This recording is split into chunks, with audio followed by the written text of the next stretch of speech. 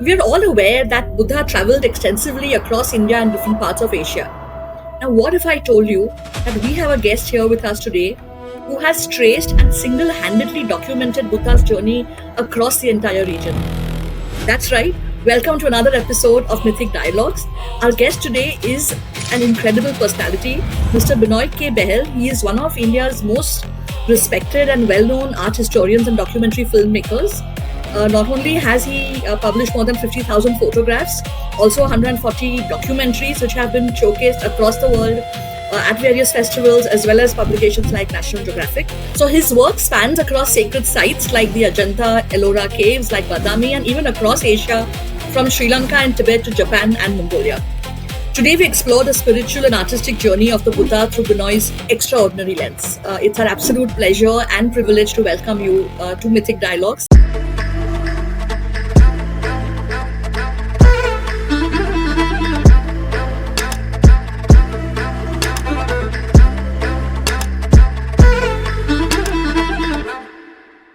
Binoyji, you've spent decades documenting Buddhist art and heritage across India and across Asia, really. So, how did this journey begin for you?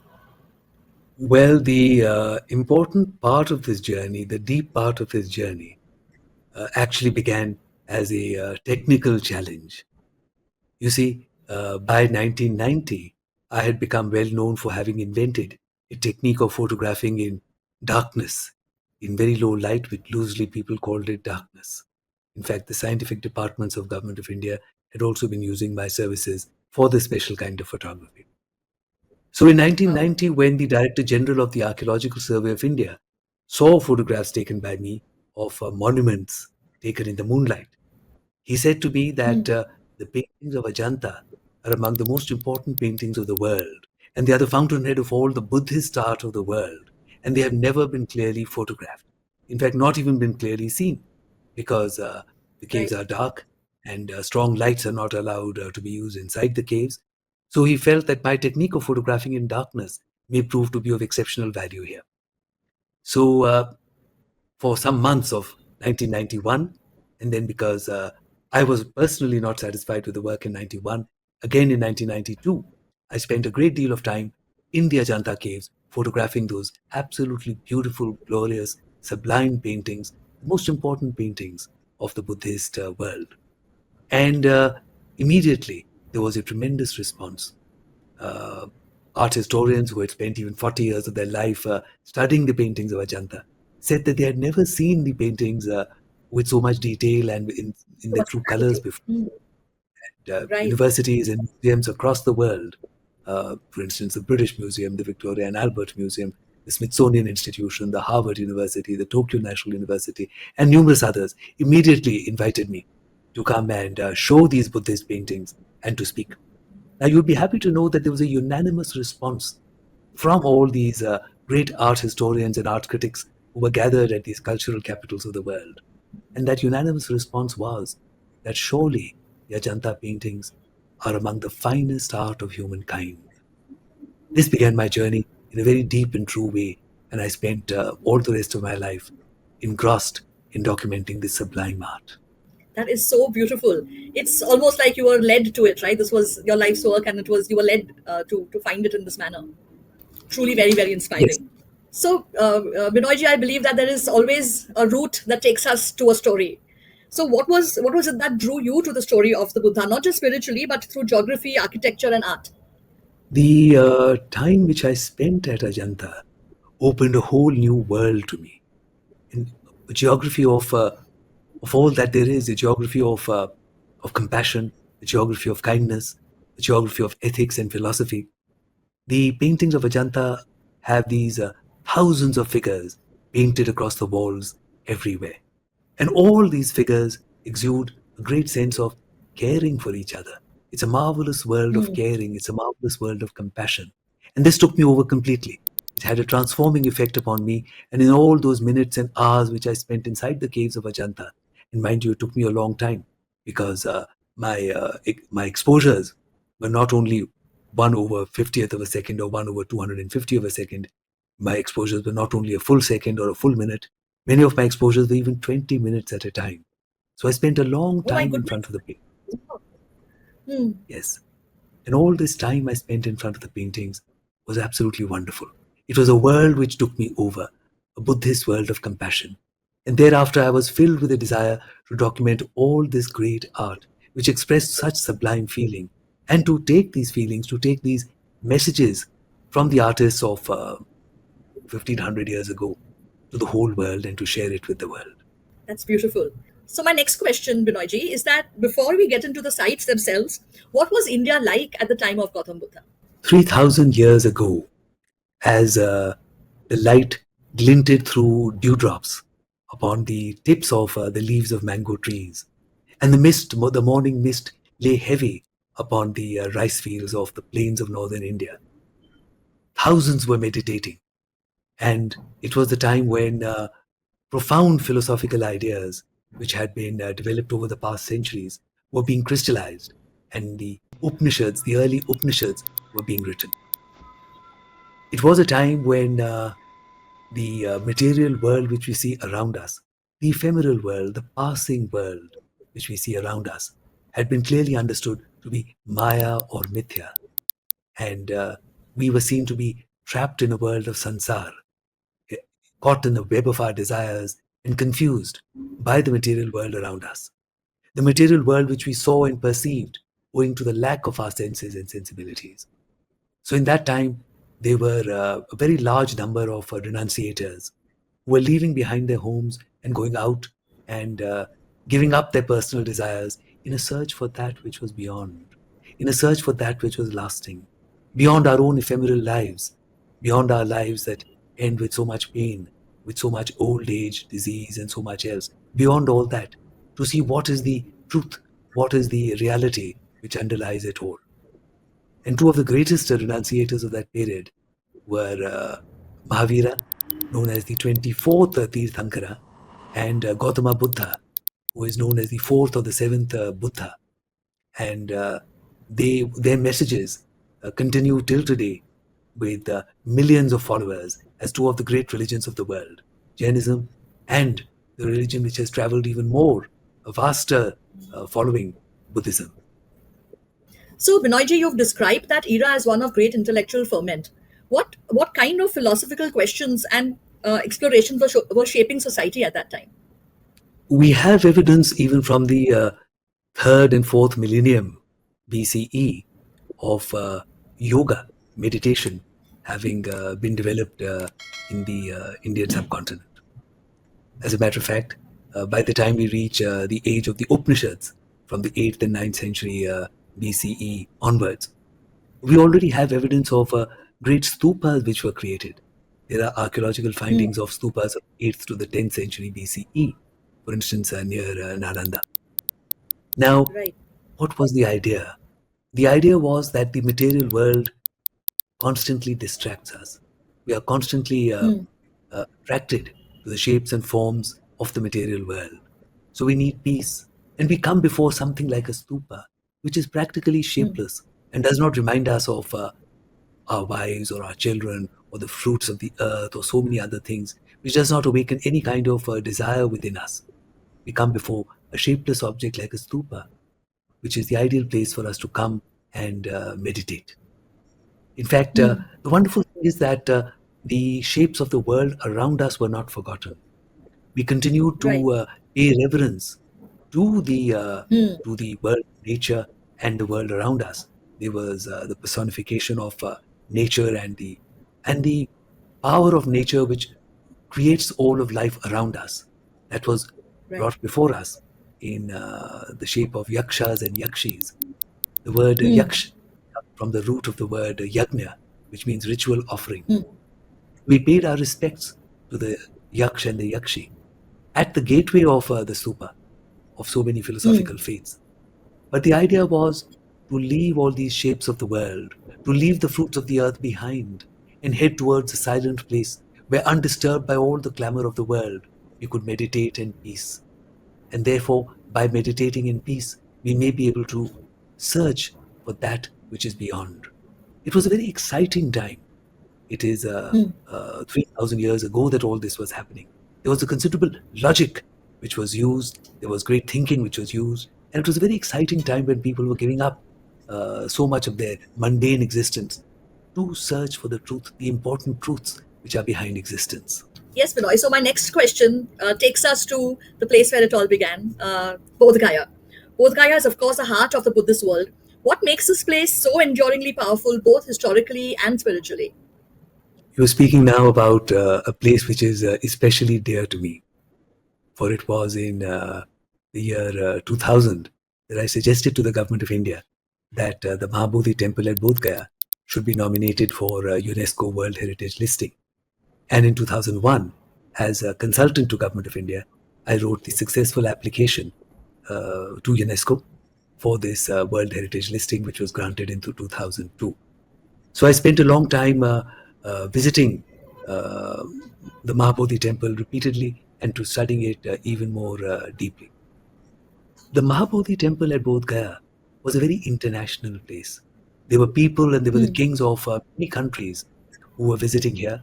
Kings of other countries were building viharas, monasteries, and temples at this great site where Gautama Siddhartha achieved enlightenment. As a matter of fact, by the 11th century, the king of Myanmar was already renovating the structure of the Mahabodhi temple. And in the 11th and 12th centuries, replicas of the Mahabodhi temple were being constructed at the beautiful site of Bagan, which is in Myanmar. It was a flourishing international place, a truly wonderful place. Now, visually, what makes it even more important is the fact that it is the only surviving grand structure of that period of the mid 5th century, the oldest such structure surviving in India. So that makes it visually very, very important to give us an idea of what Indian temples could have looked like in the ancient times. And what is most interesting to me is that this was a period of time when all temples in India were being constructed on a very small scale, not very tall, and people used to come to them for a very personalized experience. Now, in this milieu, with all of India making small temples, the Mahabodhi temple was made and stands today 52 meters high, one of the very tall Wow. structures of the world when it was constructed, when it was. And it is quite amazing. And this is obviously something to do with the fact that it had considerable international importance. You're aware, of course, of the fact that people from so many countries used to come here. They used to Right. come on land route, they used to come by the sea route, stopping at Indonesia on the way, and it was of so much importance. So, Benoy, I have read that the after enlightenment, the Buddha is said to have hesitated to start teaching. Apparently, he walked back and forth, and he wasn't sure he wanted to start, really teaching whatever he had learned. So, how is this moment depicted in Buddhist art or in other tradition? Um, yes, in fact, that's a wonderful thing that everything is looked at so thoughtfully in this tradition. Uh, Gautama Siddhartha, after gaining enlightenment, walked back and forth near the Bodhi tree, and how it is depicted in Bodh Gaya itself is that 18 lotuses, stone lotuses, are made on a pedestal, marking the place where he walked back and forth. And lotuses are supposed to have sprung up under his feet as he walked. And of course, these lotuses are worshipped considerably by the many Buddhist visitors from so many countries who come to Bodh Gaya. And the thought continues in many ways. As a matter of fact, one of the ways in which this idea of walking and thinking, walking and meditating, is continued in the marvelous Cham dance tradition, the greatest form of meditation of the lamas of Ladakh and Spiti and Tibet and Mongolia and so many other places. They have these choreographed steps and they move along the choreographed steps and they dance wearing a mask. And in that, they recall the thoughtfulness and meditation which can come while walking. As Gautama Siddhartha, having become a Buddha, had walked back and forth at the Mahabodhi temple. So, both in the stone representations at Bodh Gaya and continuing in the Buddhist world till latest times is this act of the Buddha's meditation that kept alive in the Cham as an active tradition till today. So, Benoy, could you tell us about the Bodhi tree and the Mahabodhi temple? and the story of their rediscovery. The Bodhi tree at Bodh Gaya, under which Gautama Siddhartha sat and meditated till he gained enlightenment.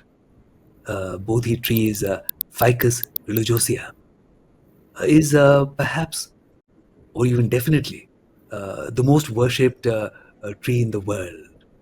And it is here that the great Maha Bodhi Temple is made.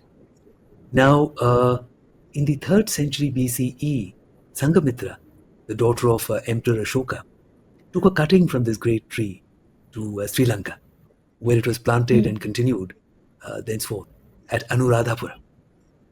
Now, the interesting thing is that in the 7th century CE, when the Bodhi tree had died out at Bodh Gaya itself, it is from Sri Lanka that a cutting was sent and it was replanted at Bodh Gaya. Really? One of the Wow. yes, one of the I didn't marvelous know the acts story. of it's a marvelous act of international cooperation and international worship. That is one of the great things about Buddhism.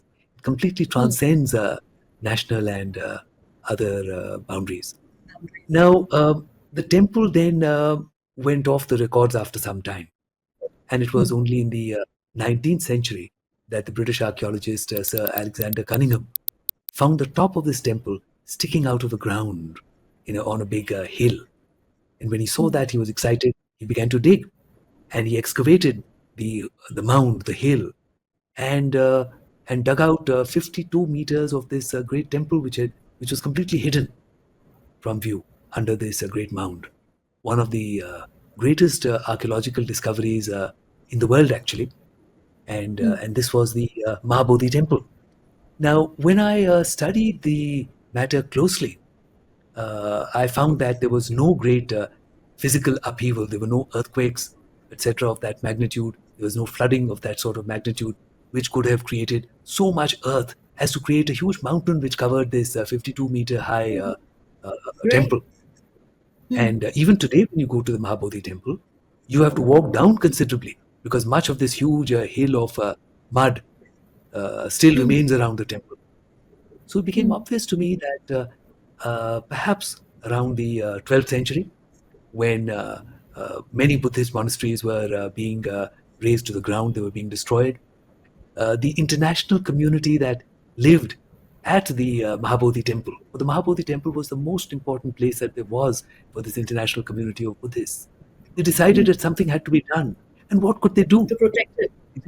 Yes, they just gathered stones and mud and piled them one on top of the other and piled them one on top of the other. And I think it was one of the greatest acts of simple human endeavor when this huge 52-meter high temple was covered because a whole hill was created by human hands of mud and stones, which covered the whole sacred enclave, which hid this from view completely until as late as the 19th century, when Sir Alexander Cunningham found it sticking out of the ground and he began to excavate at least that part which has revealed the temple. Now, what is equally important, and I've studied this considerably also with scientists who came with me, who I took with me to the Mahabodhi Temple site, there still remain under the ground, under the hill which is still around the area of the temple, there still remain many temples and viharas. Wow. These were the viharas made by the kings of so many other countries. And it was, Right. if this is excavated, it would reveal the oldest, largest, most venerated sacred enclave of the world. So it's a very marvelous thing, the Mahabodhi Temple and the sacred enclave around Bodh Gaya. So, are there any plans to excavate further? Is excavation still going on, or? No, unfortunately, there are no plans. Once, when I was invited and I was giving lectures at the Getty Grant Foundation in Los Angeles, USA, they had wanted me to lead them into doing such an excavation. But there are a number of local issues which get involved, and no such excavation plans are in place as yet. But what a wonderful thing it would be one day if this It great would sacred be, enclave. right. And now with the advances in 3D imaging technology and things like that, it might not be so difficult. There might be actually a technological solution to doing it in a way that doesn't disturb things around the area. Sorry, I'm just. It would be so lovely to see it. it would be absolutely wonderful, and it is well established that those structures are under the ground. There is no doubt about that at all. Even today, you have so many potsherds, so many fragments which are found all around in that area. And ground penetrating radar itself has confirmed that there are structures under the ground there. So the next question is that how do Buddhist artworks from Ajanta to later traditions reflect the movements and milestones of the Buddha's life? It is, in fact, a wonderful world to see Buddhist art taking us gently by the hand and taking us through the life of Gautama Buddha. In fact, the birth of the Buddha is so lovingly depicted in so many places. One of the most beautiful depictions is at Ajanta in a 5th century painting. And there are other depictions, for instance, at Lumbini, the place of the Buddha's birth. There are depictions at beautiful paintings in Myanmar. There are paintings in other places such as the Hemis Monastery in Ladakh and all over really. And it is a very sensitive and very important theme for Buddhists. The next most important theme for Buddhists is the Buddha's enlightenment under the Bodhi tree. And that is a theme which you see depicted constantly and again from the 2nd century BCE onwards in places like the Sanchi Stupa. And it is depicted everywhere. As a matter of fact, just the depiction of the Bodhi tree is a complete depiction which tells of the Buddha and the enlightenment. The third most important event in the life that is depicted in so many ways in art is the first sermon of the Buddha at Sarnath. And this is depicted either by the chakra, which stands for universal order, and the turning of the wheel, which is setting into motion the law of the dharma of the Buddha. So whenever you see Buddhist art, a chakra presented, a wheel presented, that stands for the first sermon which he gave at Sarnath. Also, because it was in the deer park, just the depiction of 2 deer means the first sermon of the Buddha. And then, of course, the most touching of all depictions is the depiction of the Parinirvana, when Gautama Siddhartha, the Buddha, leaves behind his mortal body and moves on, leaving the mortal coils of life behind. And this is the first colossal representation of this that is to be seen is at the Bhamala Stupa, which is now in Pakistan. And very sensitive and beautiful depictions of this are to be seen in Kushinagara, where he passed away, and in Ajanta, where it's a most marvelous depiction of the Parinirvana.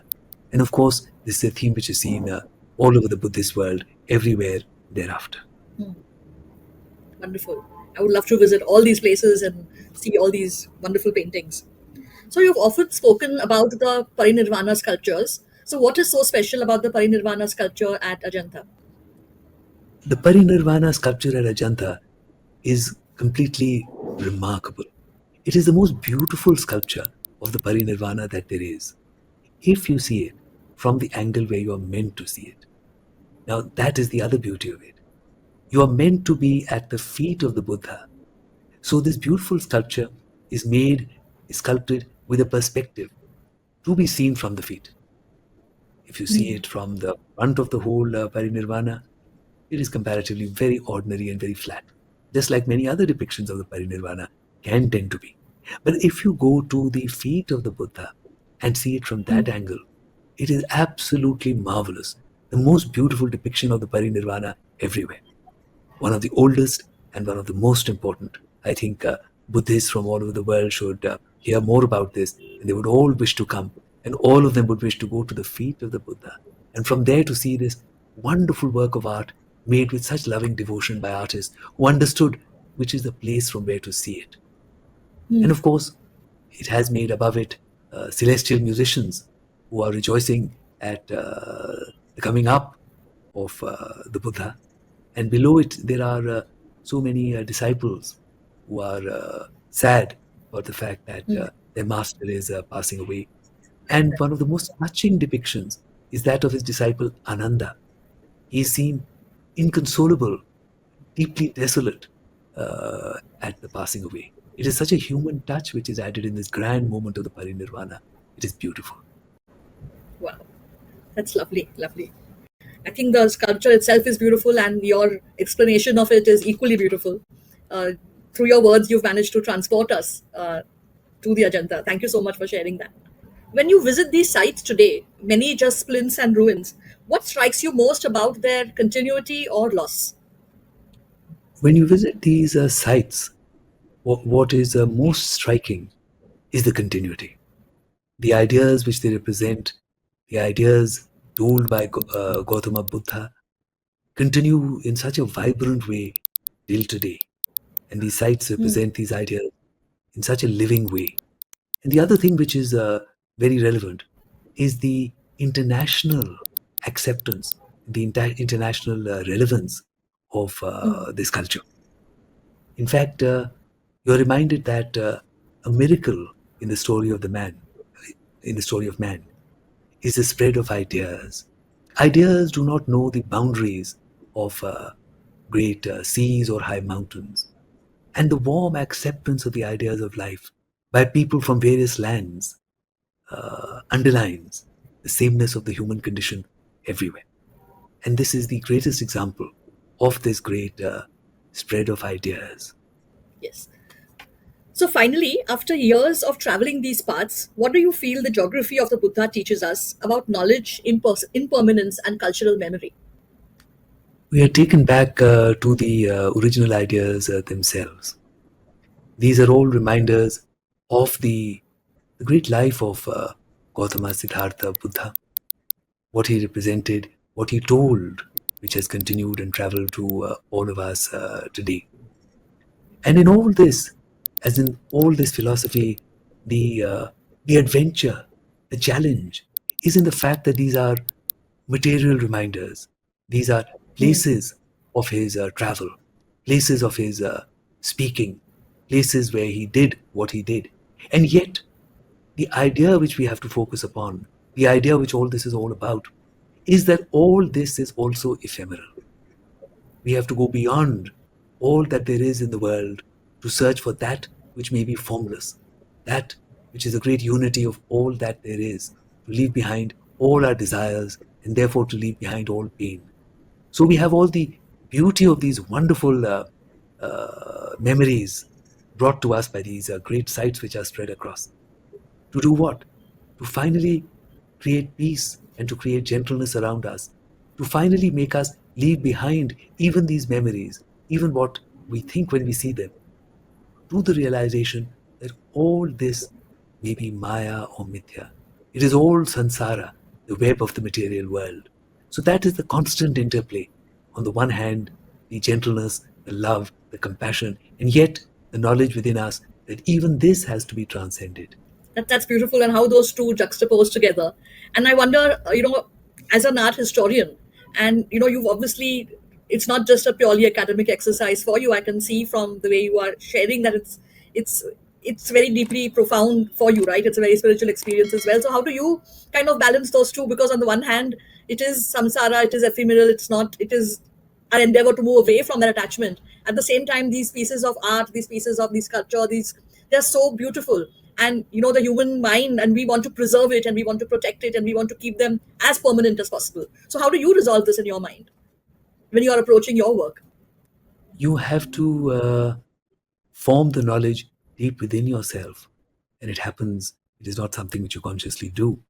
But you have to have the knowledge of the fact that there is something beyond all this. For after all this is ephemeral, it does not last. It is dependent upon our senses and sensibilities, which itself do not last. Our lives also do not last. So So there is that, something which is beyond.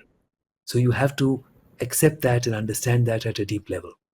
And while you are continuing to live in the world, while you are still caught in the web of samsara, you look at all these beautiful things, these things which are full of grace, these things which, when you look upon them, they awaken the sense of grace within yourself. And you let that happen, and you gather that grace bit by bit as much as you can within you, and enjoy that grace as much as you can, and you continue, and you hope one day that you will learn even better. You will learn about that which is beyond. but that which is not Yeah. easy to learn. So let's begin with Kapilavastu, the Buddha's early home. What remains there today, and how do these ruins help us imagine his beginnings? Kapilavastu, the remains are at two close by sites, Vipravaha and Ganveria. And the most significant finding at Vipravaha was of a casket containing the holy relics of Gautama Siddhartha Buddha. And some of these, the most important part of these, are kept in the National Museum at Delhi. I had the good fortune that I was asked to by the National Museum. They took the relics out for me to photograph because Oh those my God. photographs were Wow. then put up for very many years. They were put up in the National Museum because people could not see the relics very clearly in themselves. So they used to see the relics and also see my photographs of Photograph. the relics. Now, these relics are deeply revered across the Buddhist world. In fact, I remember, uh, I know about this because my photographic exhibition on the Buddhist heritage of India was sent to Thailand in 1995. And at that time, it was the time of these holy relics from Pipravaha being sent to Thailand. Now, you could get an idea of how these relics are revered and received. When these relics arrived at the airport in Bangkok, there was a 21 gun salute, which is reserved for Wow. That's kings. incredible. That's And amazing. and what is more, the king of Thailand himself came to the airport to, with To all receive. reverence, to receive these relics. So these relics have been received. These relics from Pipravaha have been received in so many Buddhist countries. The latest, of course, has been just now when they were sent. They were received at Kalmykia, south of the river Volga, in Russia, Mhm. which is the only European part, which is the only part of Europe which has an early Buddhist tradition. And I've had the joy of visiting and documenting there. And the latest place where these relics were received was at Kalmykia, which is also well known for many of the chess masters of the world, by the way. Mhm. Mhm. And at Pipravaha and Ganvaria, there are surviving viharas, a stupa, a few residential plinths of residential buildings, and there is an archaeological museum. So these are great reminders of Gautama Siddhartha and that time. So, as a historian and a photographer, how do you sense the atmosphere of intellectual curiosity across the Gangetic plains where Buddha would have lived and wandered? It is a marvelous region and it is a very vast region. Gautama Buddha would have walked more than 1,000 kilometers while he spoke his message and met the people, which was spread out over 45 years of his life. And the area, the zone, which has monuments and markers of the Buddha's life and his message, in fact, is more than 200,000 square kilometers.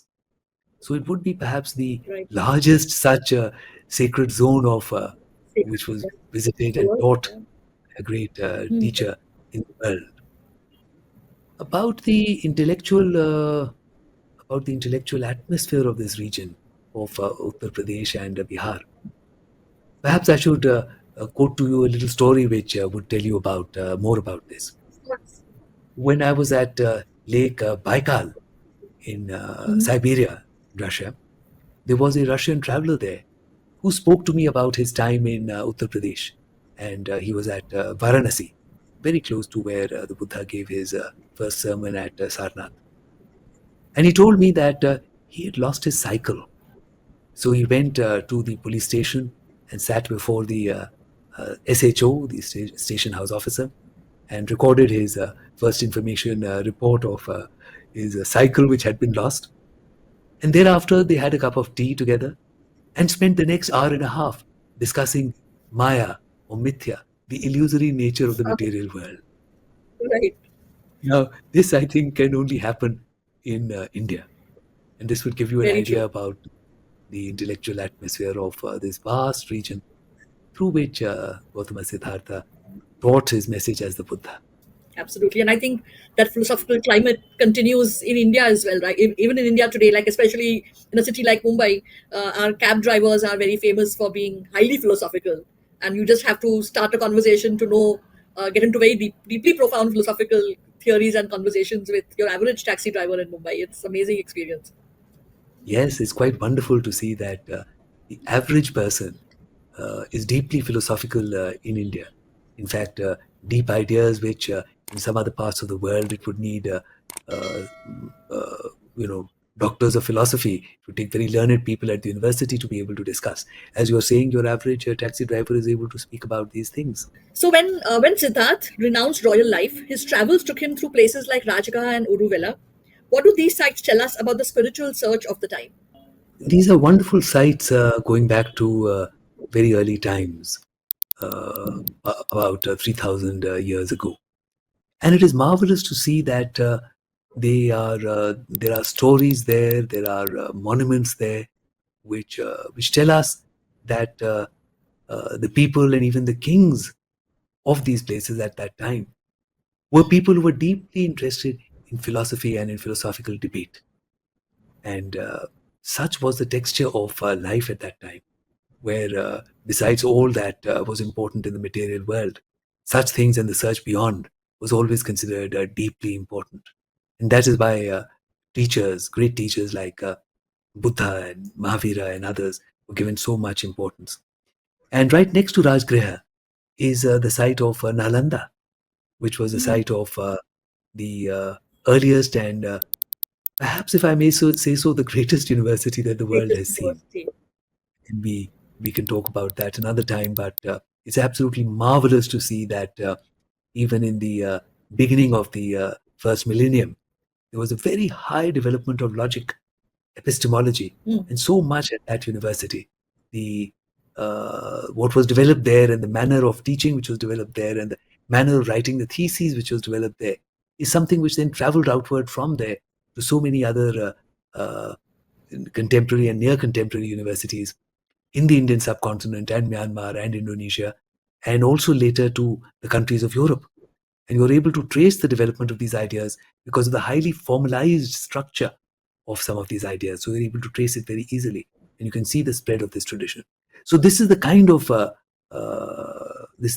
knowledge of Rajgriha and Uruvela that reaches us today. And the folklore says that at Nalanda you had to first answer questions posed by the security guards right at the gate before you could even enter.